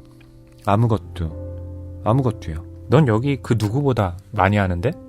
정말로 중요한 건 잘 모른다는 걸 당신이 몰라서 그래요. 중요한 게 뭐지? 뭔지 알잖아요. 지금쯤이면 다른 사람은 몰라도 당신은 알 거예요. 왜 이런 말을 하는 거지? 당신이 알아야 한다고 생각했어요. 내가 알아야 한다고 생각했다? 당신이 알았으면 해요. 당신 말고는 말할 사람이 아무도 없으니까요. 지금 무슨 말을 하는지 알고 하는 얘기야? 네. 내가 무슨 말을 하는지 알고 당신도 제대로 받아들이고 있어요. 난 말을 잘 못해요. 다시는 나랑 말하지 않겠다고 해도 괜찮아요. 잠깐, 내가 생각하는 그런 말이 맞는 거야? 네. 못 들은 걸로 할게. 그럼 서로 말은 하고 지내는 거예요? 아니면 아닌 거예요? 우린 그런 얘기를 해서는 안 돼. 정말로 안 돼. 여기가 바로 모네가 그림을 그리러 온 장소예요. 책을 읽으러 와요. 여기서 몇 권이나 읽었는진 나도 몰라요. 넌 혼자 있는 게 좋아? 아니요. 혼자 있는 걸 좋아하는 사람은 없어요. 난 그걸 견디는 법을 배웠죠. 넌 항상 그렇게 지혜로우니? 난 전혀 지혜롭지 않아요. 말했잖아요. 난 아무것도 몰라요. 책은 알죠. 말을 결합할 줄은 알지만 나한테 가장 중요한 얘기를 할 줄 안다는 뜻은 아니에요. 하지만 지금 그러고 있는데? 어떤 면에서는 말이야. 그래요. 어떤 면에서는 그렇죠. 난 항상 그런 식으로 말해요. 난 네가 말하는 방식이 마음에 드는데? 왜 넌 항상 너를 깎아내리지? 모르겠어요. 그러니까 당신도 알 수 없겠죠. 넌 상황을 어렵게 만들고 있어. 내가 왜 상황을 어렵게 만드는데요? 그렇게 되면 잘못된 일이니까. 그렇게 되면?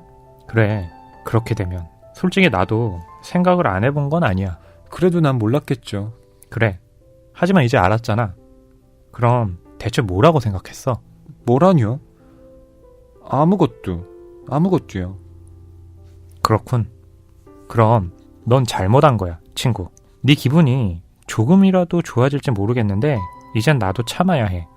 넌 지금쯤이면 참는 법을 배웠겠지만 내가 할 수 있는 최선은 신경 쓰지 않는 척 하는 거예요. 그건 이미 서로 알고 있는 거잖아. 넌 세상에서 가장 운 좋은 녀석이야. 다 모르고 하는 소리죠. 자, 이 대화. 네. 되게 시적이죠. 서로가 서로의 마음을 짐작하고 있는데. 네. 그리고 올리버도 네. 엘리오에 대한 그 마음을 갖고 있는 거잖아요. 네, 그렇죠. 근데 우린 그러면 안 돼. 네. 라고 네. 또 이야기를 합니다. 근데 저는 그러니까 규범과 네. 또 욕망 사이에 지금 올리버는 또 생각을 하고 있는 거죠. 그러니까 우리는 그러면 안 돼라고도 하긴 하는데 그게 저한테 뭐라고 들리냐면 우린 그러면 안 돼, 돼처럼 이렇게 들리는 느낌이 있거든요. 그러니까 올리버 역시도 물론 이렇게 하면 안 된다는 사실을 알긴 하지만 그 역시도 사실은 우리는 항상 그렇잖아요. 이성보다 감정이 앞서는 경우들이 너무나 많잖아요. 특히 저는 그래서 대학 교수로 설정한 이유 자체도 아마 그런 이성에 대해서 훨씬 더 공부를 하는 사람이지만 감정을 참 넘어서기는 쉽지 않다는 것을 보여주려고 한 설정은 아닐까라는 생각도 좀 해봤거든요. 네. 네. 또 철학 교수잖아요. 네, 네. 그렇죠. 이 엘리오와 올리버가 이 대화 이후로 네. 서로의 감정을 확인하는 네. 예, 그런 스킨십을 합니다. 네, 맞아요. 네. 그래서 이 이후에 두 사람이 이제 사랑에 빠지겠구나. 네. 예. 연애가 시작되겠구나라는 그런 짐작을 할 수가 있는데 네. 그 뒤에 엘리오와 올리버가 성관계를 네, 맺게 그렇죠. 됩니다. 예.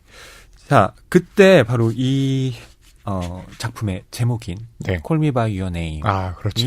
등장을 해요. 그리고 저는 그래서 그게 굉장히 중요한 게 성관계 말씀을 해주셨잖아요. 네. 그게 이루어지는 이제 그 방이 있는데 원래 6주 동안 아버지와 함께할 그런 좀 보조 연구원들 이 네. 집에 오게 되면 엘리오가 쓰던 방을 그 손님에게 내어주잖아요. 그리고 엘리오는 다른 방에 가게 되는데 그래서 실제로 엘리오의 방에 있는 것은 올리버였죠. 그렇죠. 올리버가 엘리오의 일종의 마음에 이제 들어간 거죠.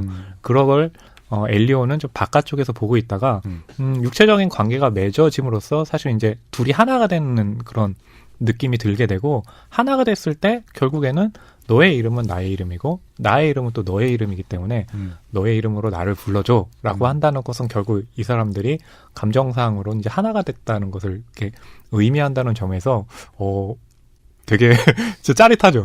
네. 자, 길지 않은 장면인데 네. 그 부분 좀 소개해 드릴게요. 이제 이렇게 되었다. 나는 무언가의 끝에 놓여 있었다. 그 무엇이 계속 이어지기를 바랐다. 더 이상 돌이킬 수 없음을 알기에 드디어 일은 벌어졌지만 내가 생각한 것과 달랐고 불편함은 내가 원하는 것 이상으로 자신을 더 드러내게 만들었다. 그더러 그만하라고 말리고 싶은 마음도 들었다. 그가 알아차리고 물었지만 나는 대답하지 않았다. 뭐라고 대답해야 할지 몰랐는지도 모른다. 내키지 않지만 결정을 내려야 한다는 내 마음과 보상해주고 싶어하는 그의 본능 사이에서 영원처럼 느껴지는 시간이 흘렀다. 난생 처음으로 어딘지 무척 소중한 곳에 도착한 느낌. 이게 다른 사람도 아니고 영원히 나이기를 바라는 느낌. 두 팔이 후들거릴 때마다 완전히 낯설지만 익숙하지 않은 건 아닌 무언가를 찾은 듯한 느낌이 언제나 나와 함께 할 거라는 생각이 들었다. 언제나 내 삶의 일부였지만 어디에 있는지 몰라서 찾지 못한 것을 그가 찾도록 도와준 느낌이었다. 꿈이 맞았다. 마침내 집에 온 느낌이었다. 그동안 난 어디에 있었던 것이?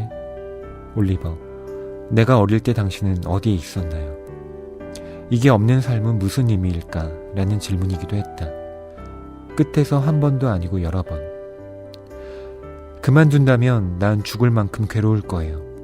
그만둔다면 난 죽을 만큼 괴로울 거예요. 라고 말한 사람이 그게 아니라 나인 이유였다. 그것은 내 꿈과 환상, 그와 나, 그의 입에서 내 입으로, 다시 그의 입에서 입으로 왔다 갔다 하는 욕망의 말을 완성하는 길이었다. 내가 외설스러운 말을 시작했는지 그가 부드럽게 따라하다가 말했다. 네 이름으로 나를 불러줘. 내 이름으로 너를 부를게. 태어나 처음 해본 일이었다. 그를 내 이름으로 부르는 순간 나는 그 전에, 어쩌면 그 후에도 타인과 공유한 적 없는 영역으로 들어갔다. 저는 이 두 사람이 성관계를 맺는, 네. 그리고 그때 느끼는 이 엘리오의 네. 감정을 서술하는 이 부분, 네. 진짜 아름답더라고요. 그렇죠. 네. 그러니까 이게 이 소설을 한 문장으로 우리가 만약에 한다면, 물론 그것이 이제 제목이 갖는 어떤 의미가 할 텐데, Call me by your name, 너의 이름으로 나를 불러줘, 라고 한다는 것 자체가 결국 하나가 됐음을 알리는 굉장히 상징적인 그런 문장 그리고 이야기라는 생각이 들거든요. 그게 올리버의 입에서 먼저 나왔잖아요. 네. 그러니까 올리버의 입장에서는 그랬던 것 같아요. 엘리오가 이제 자신보다 어리고 관계에 좀 서툰 면이 있으니까 어떻게든 올리버도 그걸 알려야 되는데 17살처럼 그렇게 투박하게 할 수는 없는 거고, 거기다가 대학 교수 철학을 또 하고 있죠. 그러다 보니까 거기서 나오는 굉장히 좀 지적인 어떤 문장력 맞아요. 같은 것들이 이렇게 나온 걸로 보여요. 저는 왜 연인들이 네. 서로를 자기라고 부르잖아요. 네. 네. 근데 그 자기라고 할 때 그 네. 자기는 어떻게 보면 나인 거잖아요. 그러네요. 네. 아, 네. 그러니까 이 Call Me by Your Name의 네. 한국 버전은 네. 그냥 자기인 그러네요. 거예요. 자기야. 네. 자기야. 네. 그게 뭐 나야. 네.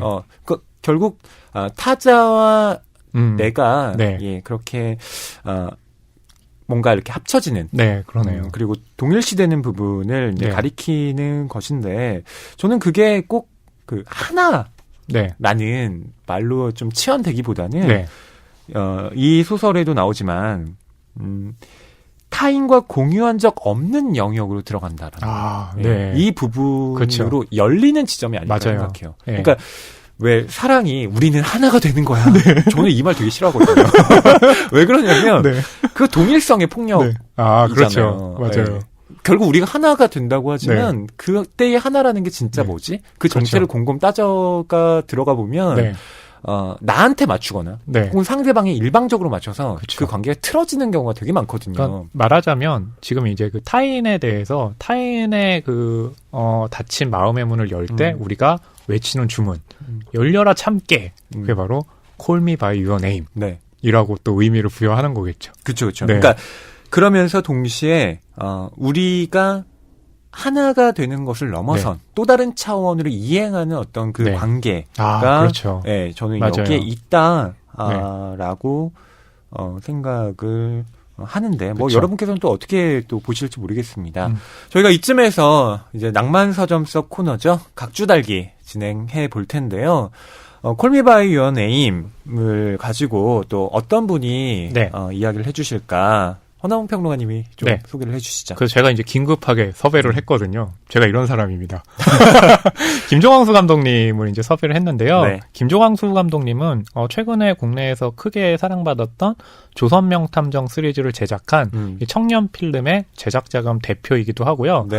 제작자 대표만 하시는 게 아니라 영화 감독으로도 또 활동을 하고 있고, 또 성소수자 인권 문제에 대해서도 그렇죠. 아주 많은 목소리를 내고 계시고 실제로 또 공개 그 결혼식을 올리면서 그래서 많은 화제가 됐죠. 그렇죠. 그래서 그 레인보우 팩토리의 김승환 대표와 부부로서 또 활동을 하고 있고 또 두 분이서 그 성소수자 이제 영화제 서울 프라이드 영화제를 하고 있기도 하거든요. 그러니까 어떻게 보면 이제 그 성소수자에 대한 어떤 인식을 널리 알리고 또 인권을 더욱 신장하기 위한 활동을 굉장히 많이 하고 계신 분입니다. 그런 김조광수 감독님의 시선으로 이 Call Me By Your Name 이 영화를 어떻게 봤을까 궁금하거든요. 맞아요. 그래서 이제 저희가 전화 인터뷰를 하기로 한 거죠. 그럼 지금부터 김조광수 감독과의 전화 인터뷰 시작해 볼게요. 여보세요. 네, 안녕하세요, 감독님. 저 허남웅입니다. 네, 안녕하세요. 저는 그 교보문고 팟캐스트 낭만서점 진행하고 있는 문학평론 쓰는 허이라고 합니다. 네, 안녕하세요. 네, 안녕하세요. 저희가 오늘 그 루카 구아다니노 감독의 Call Me By Your Name 얘기하면서 원작 소설은 이제 그의 여름손님 얘기도 하고 있거든요. 그래서 좀 영화에 대한 이야기를 좀 감독님하고 나눠보고 싶어가지고 이렇게 좀 전화 인터뷰 드리게 됐습니다. 네, 알겠습니다. 이 Call Me By Your Name 감독님께서는 어떻게 보셨나요? 저는 일단 포스터가 좋아서 보게 되었고요. 그리고 각색을 제임스 아이보리 감독님이 하셨거든요. 맞아요. 그걸로 아카데미에서 각색상도 받으셨고. 그래서 제임스 아이보리 감독님 영화를 좋아하는 편이어서 그 영화를 보게 되었는데, 그 영화가 저는 그 좋았던 점이 뭐라 그럴까요? 큰 굴곡이 없는 좀 잔잔한 스토리인데 캐릭터들도 사실은 이렇게 막 그 감정의 기복이 심하거나 막 이런 캐릭터들도 아니에요. 그런데도 불구하고 전혀 지루하지 않고 영화를 재밌게 보았어요. 그러면서 제가 어떤 면에서 좀 반성을 했냐면 요즘 제가 제작하는 영화나 아니면 연출 준비하는 영화들이 좀 대부분 뭐 어떻게 하면 그 관객들의 감정을 이렇게 끌어올렸다가 내렸다가 막 좀 그 감정의 롤러코스터 같은 것들을 만들 수 있을까 이런 고민들을 주로 요즘 많이 했었거든요.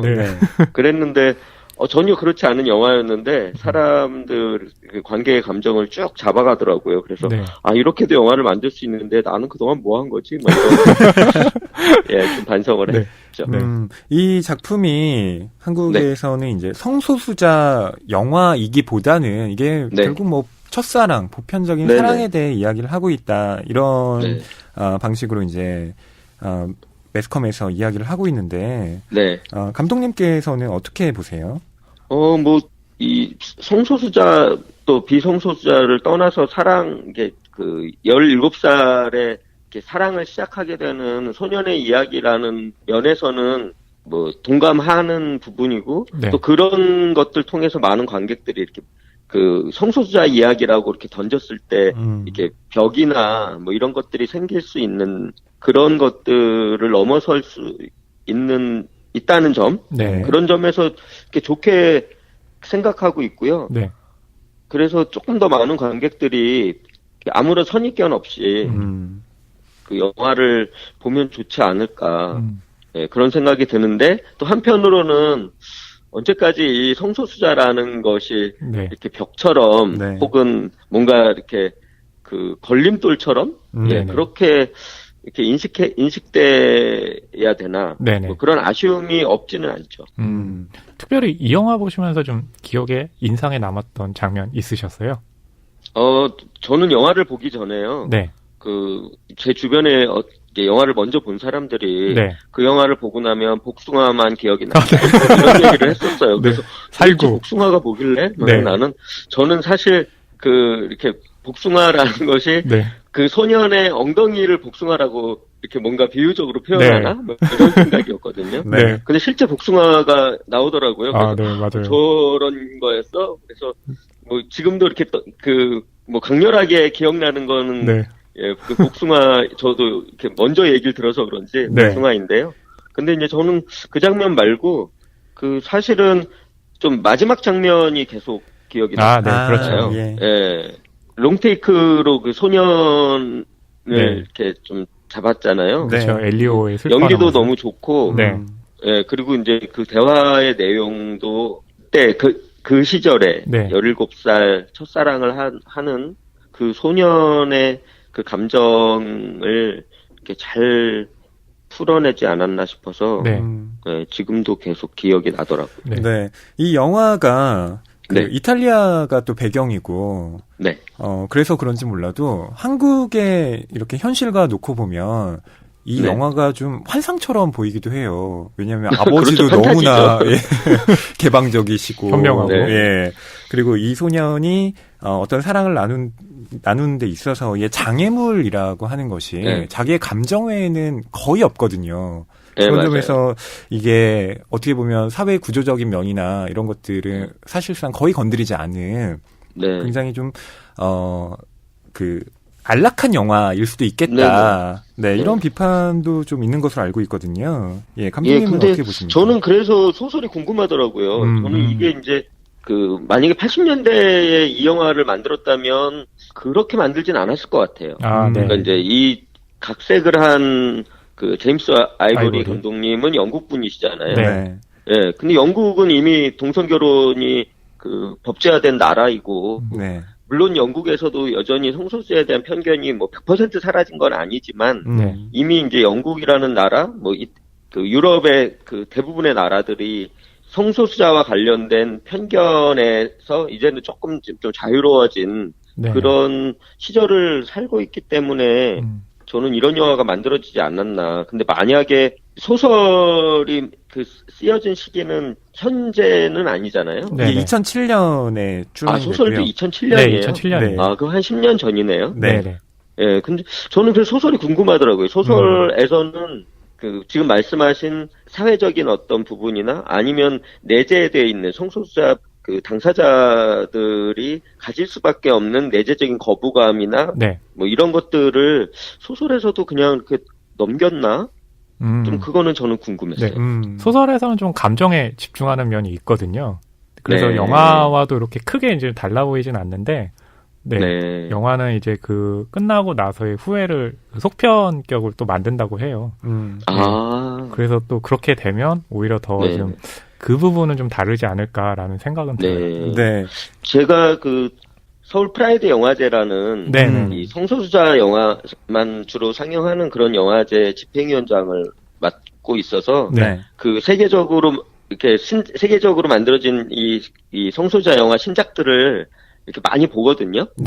근데 이쪽 서구 쪽, 그러니까 유럽이나 아니면 북미나 뭐 이런 쪽의 최근 영화들은 대부분 콜미 바이 유어 네임 같은 자기 검열이 있거나 아니면 부모와의 갈등이 있거나 뭐 그 사회적인 제약을 다루거나 뭐 이런 것에서 이제는 거의 벗어나 있어요. 네, 그래서 되게 자유로운 영화들이 많은데 이제 동양권으로 오면 뭐 우리나라는 말할 것도 없고 그렇죠. 동양권으로 오면 여전히 그런 고민들을 담지 않을 수 없는 사회적인 현실이 그러니까요.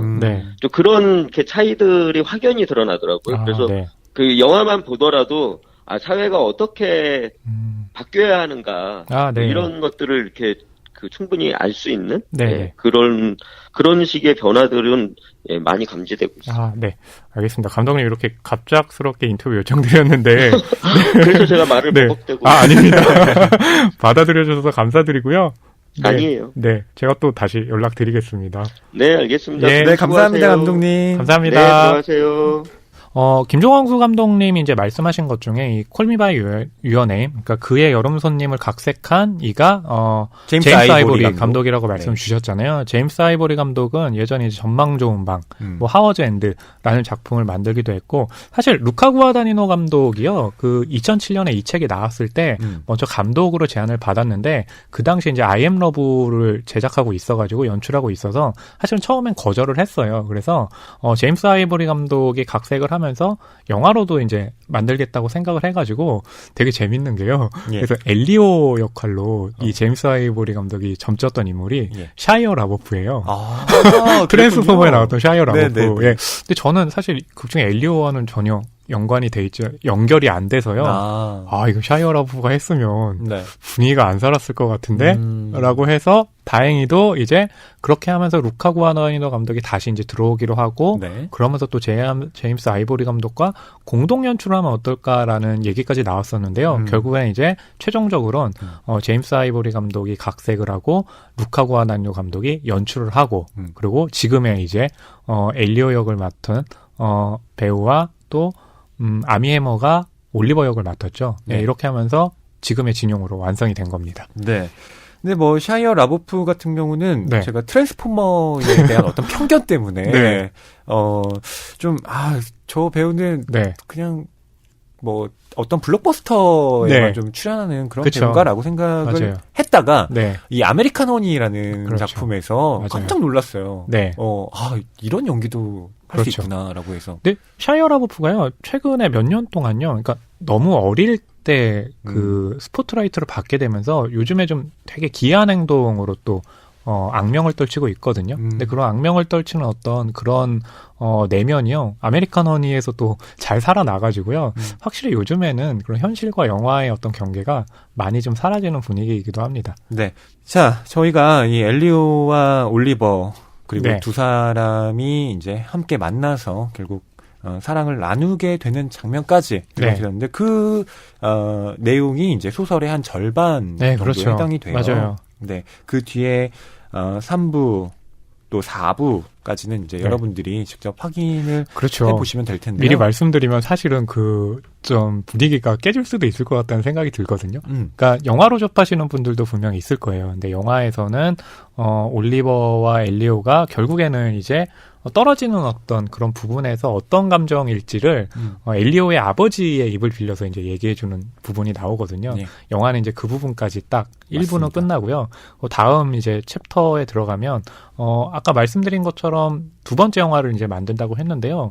첫 번째 영화 콜미 바이 유어 네임 같은 경우는 이제 그의 여름 손님을 굉장히 충실하게 각색을 했는데, 두 번째 작품 같은 경우는 이 영화와 첫 번째 영화는 다르게요, 그렇게 충실한 각색으로 가진 않을 거라고 해요. 그렇기 때문에 좀 어떤 흐름으로 갈지도 굉장히 궁금합니다. 자, 그럼 이쯤에서 허나운 평론가님의 그의 여름 손님 한 줄 평 안 들어볼 수가 없죠? 그래서요, 정말 고심했어요. 아니, 이거 한 줄 평하는데 왜 제가 2, 3일을 고민했는지 모르겠지만 그래서 제가 한 줄 평은 햇살이 감옥을 두른 찬란했던 첫사랑의 기억. 진짜 멋있죠? 아니, 여기서 진짜 멋있죠를 안 하면 멋있었을 텐데. 말로 하시는 바람에. 그러니까 뭐냐면 햇살이 감옥을 둘렀다는 건 그 첫사랑 때문에 힘들었던 당시가 있지만 뒤돌아서 보면 그것이 굉장히 좀 찬란한 느낌이 있잖아요. 그래서 모순되게 한번 표현을 해봤는데요. 한번 해보시죠. 허위 문학평론가님의 한 줄 평 어떠신지? 아, 지금 무슨 대결 구도인가요? 허나웅 평론가님이 한 줄 평을 진짜 준비를 해오셨나봐요. 지난 시간에 제가 갑작스럽게 탁 던졌는데 그래서 제가 그때 이렇게 좀 당황하셨잖아요. 당황했다기보단 허위 평론가님의 한 줄 평을 듣고 제가 우와 멋있다 이렇게 하면서 했는데 속으로는 아우 저거 반칙 아니야?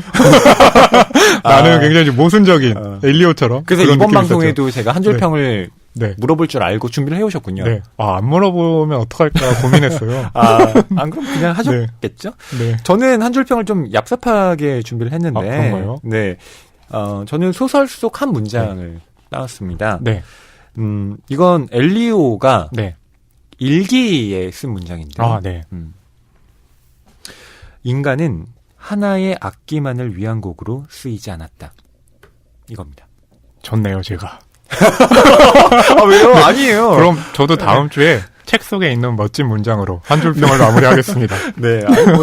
이건 승패가 없는 거고요. 그렇죠. 또 들으시는 분들의 또 생각이 다를 수 있으니까. 맞아요. 근데 저는 이 문장에 왜 밑줄을 그었냐면, 엘리오가 피아노를 연주하고 또 무엇보다 편곡을 하는 사람입니다. 그렇죠. 그러니까 그 곡을 있는 그대로 연주하지 않아요.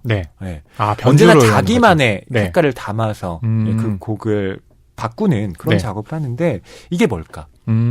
인간이라는 어떤 존재도 바로 그렇게 원래 있는 것을 그대로 따라하는 것이 아니라 거기에 자기만의 색깔을 투영해서 뭔가를 만들어 나가는 사람들이 아닐까? 이들의 사랑도 그러하고. 저는 그 말씀 이제 이 문장 했을 때는 또 어떤 생각을 했냐면 사람이라는 자체를 악기라고 놓았을 때 누가 그 사람을 그러니까 연주한다는 건 관계를 가져가느냐에 따라서 어떤 소리가 날지 우리는 알 수 없잖아요. 그러니까 이런 좀 사람이 악기라고 했을 때 누군가를 만나냐에 따라 굉장히 좀 다른 연주가 나올 수 있다. 뭐 그런 의미로도 한번 해석해 봤습니다. 그리고 이 올리버가요. 철학 교수라고 말씀드렸는데 이 사람이 지금 이 집에서 쓰고 있는 책이 이 헤라클레이토스에 관련된 연구서예요. 근데 여러분 이 헤라클레이토스가요. 그 고대 이 그리스 철학자 중에 만물의 근원은 불이다라고 주장했던 사람입니다. 근데 이 사상의 핵심은 만물이 다 변한다는 거예요. 항상 유동하는 가운데 어떤 것이 생성하는 것이고 무엇도 고정된 것이 없다라는 주장을 했던 철학자인데 저는 올리버가 하필이면 왜 이 철학자를 연구했을까? 이 헤라클레이토스의 이 만물 유전의 법칙이라는 것이 어떻게 보면 이들의 사랑, 이들의 관계를 간접적으로 보여주는 그런 매개는 아니었을까? 그래서 그 책 속에도 이제 헤라클레이토스의 철학에 대해서 그 아버지가 하는 얘기가 있죠. 헤라클레이토스의 철학에서의 모순적인 어떤 부분들을 집중하라라고 얘기를 하는데 그 모순이야말로 이제 극중에서 엘리오가 느끼는 감정의 정체이기도 하죠. 그렇습니다. 오늘 이제 그의 여름손님 저 같은 경우는 또 이게 영화 콜미 바이 유어 네임과 연결이 돼가지고요. 또 제가 해줄 수 있는 얘기들이 좀 특별하게 있었겠다라는 생각이 들어가지고요. 특별히 좀 재밌게 봤고요. 그리고 이 책 그의 여름손님이 저에게 좋았던 건 시적인 문장들이 굉장히 많아가지고요. 항상 전 기사를 쓰잖아요. 기사를 쓸 때는 시적인 문장보다는 항상 건조하게 서술을 하는데 좀 저는 좀 변하고 싶다는 생각이 들었는데 그래 이런 시적인 문장을 나도 한번 좀 구사를 해봐야 되겠다라고 해서 앞으로 저의 또 글쓰기에도 영향을 미치는 책이 아닐까 생각을 했습니다. 그럼 낭만서점 136회는 이것으로 마치도록 하겠습니다. 여러분 감사합니다. 다음에 뵙겠습니다.